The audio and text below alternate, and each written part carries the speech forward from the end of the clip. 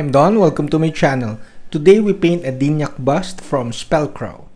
Primed with Mecha Black primer as usual and then painted with heavy red as base color for the orange pumpkin later.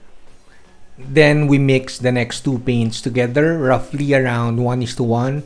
We use it as the base color for the leather jacket. Mixing heavy red and heavy sienna together, we use this as the base color for the leather area of the bust.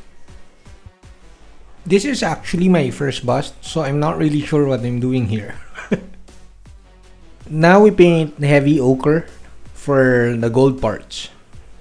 Usually 1 to 2 thin coats will do for the heavy paints, except for the yellow ochre. Heavy blue-gray and heavy green were then painted over the other details, especially the leaf on the collar area.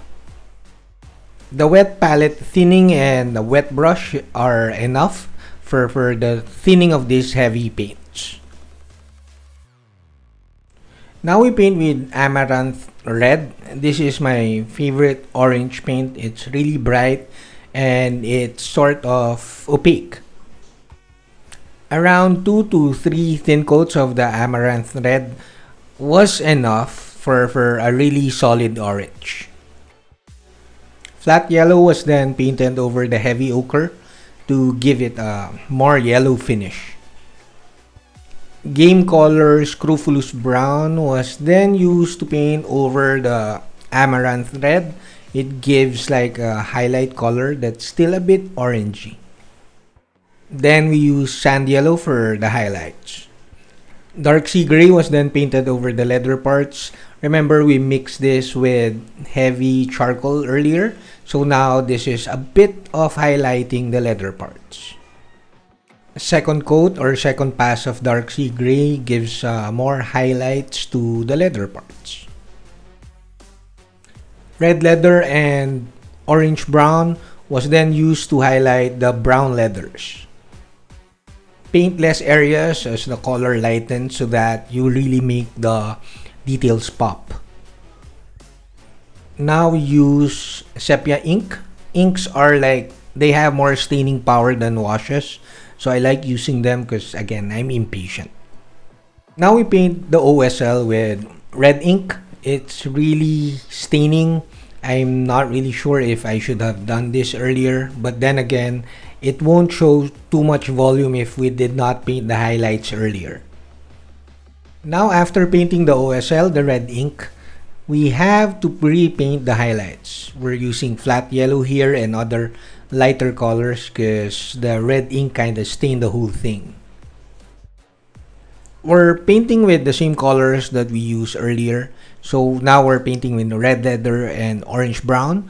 We're kind of painting it less in around less areas now so that we would complement the OSL. Now it's a matter of building up the highlights again, but the good thing with the OSL is that we sort of have a guide where the light should fall. So I'm not really sure, since this was my first bust, if I should have painted the base colors and highlights and then stained it with the ink, but I think it's looking good so far. Now we highlight the black leather with field blue, another really nice color, one of my faves. We're painting very little areas so that it looks really sharp and the contrast is really good. Using model color dark blue pale to further highlight the black leather, it's a really nice color too. It complements the field blue very well. I then thinned the field blue into a wash consistency or a glaze consistency. Now I'm using it to soften the transitions between the colors of the field blue and the lighter color. After the glazing, we then need to highlight it further with ghost gray. I'm using game color ghost gray, a very light color. It's very bright, but we'll tone this down later. Now we're going to highlight the brown leather parts with ivory. I really love this color. This is like ice yellow mixed with white, so you have to get it. It's perfect for really sharp highlights without using too much white. Now here is an afterthought. I wanted to make the eyes and mouth black. but eventually you realize it should pop like really nice, so I use Surface Primer Red. Various yellows were then used to make those eyes glow. Now we mix black ink and blue ink. You cannot use just blue ink because it will fog the darker areas. So mixing this together will give you a very nice contrast paint. I thinned the mixture 1:1 with water, just water, and applied it in around 2 thin coats. You could use a hair dryer to speed up the drying time, and then once dry, we could paint with the other inks. Transparent orange mixed with game ink yellow was then glazed over the OSL areas. The mixture was thinned with water, around roughly 1:1 with water, and applied in 2 thin coats. It's a really nice effect. It kind of blends everything together, and make sure you let it dry in between coats. Again, you could use a hair dryer to speed up the drying time, and once this glazing, yellow-orange glazing is done, we do the shadows. Now we use the Chalice Red. I thin this into a glaze wash consistency.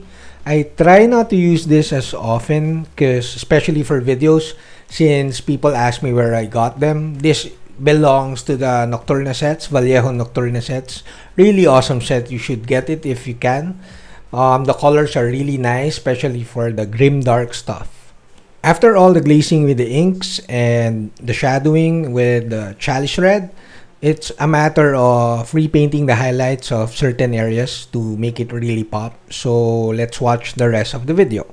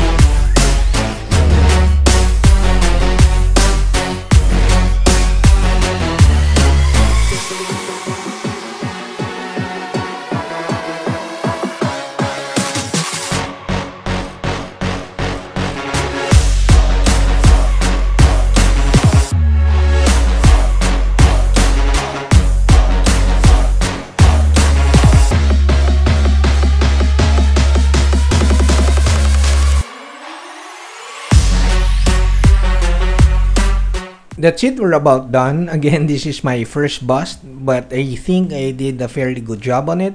The gallery is up at my website, so like, comment, and subscribe, and saludos!